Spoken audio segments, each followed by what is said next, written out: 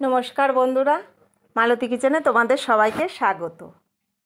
আজ আমি চিংড়ি মাছ ভাপা দেব সর্ষে পোস্ত বাটা দিয়ে। তো বন্ধুরা, কিভাবে বানাবো সম্পূর্ণ ভিডিওটা দেখতে থাকো।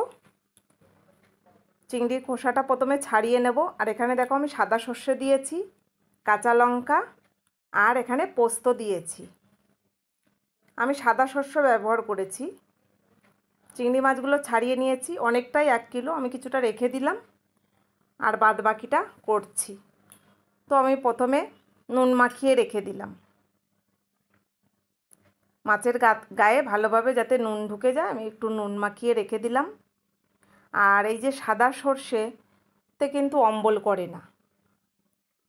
আমার সর্ষে পোস্ত বাটা হয়ে গেছে।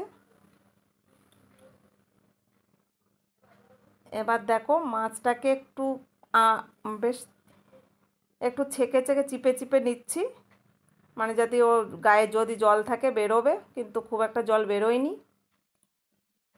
সোজা টিফিন কোটোয় নিয়ে নিয়েছি। আমি টিফিন কোটোয় ভাপে দেব।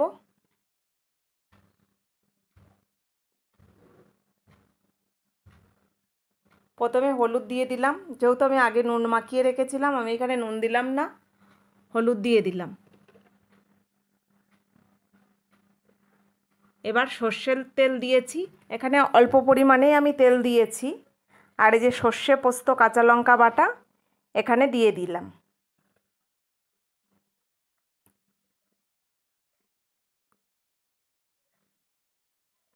এবার 3-4টে কাঁচা লঙ্কা দিয়ে দিলাম এখানে। আমি এখানে গুঁড়ো লঙ্কা ব্যবহার করিনি, লাল লঙ্কা ব্যবহার করিনি।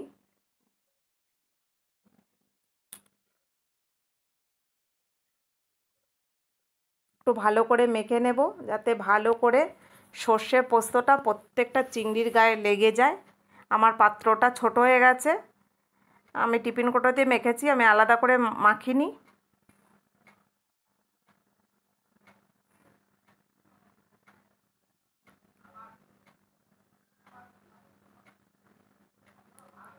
এবার আমি ওপর থেকে একটু সর্ষের তেল দিয়ে দেব।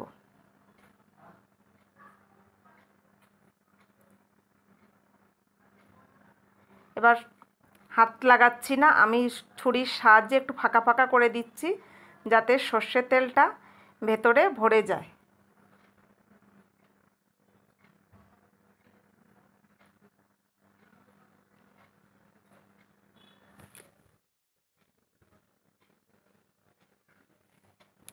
দেখো আমার এখানে পুরো সব দেওয়া গেছে। টিফিন কোটোটা আটকে দিলাম এখানে। এবার প্রেসার কুকারে জল দিয়ে দিয়েছি, আমি প্রেসার কুকারের মধ্যে বসিয়ে দিচ্ছি।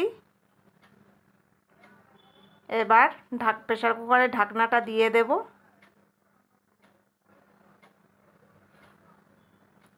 সিটি পড়তে শুরু করেছে, বেশ 8-10টা সিটি দেব, দিয়ে আমার হয়ে যাবে।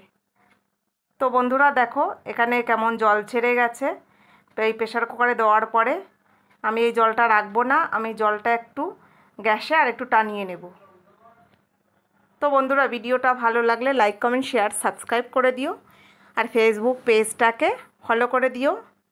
নতুন ভিডিও নিয়ে আসবো, পাশে থেকো। ধন্যবাদ।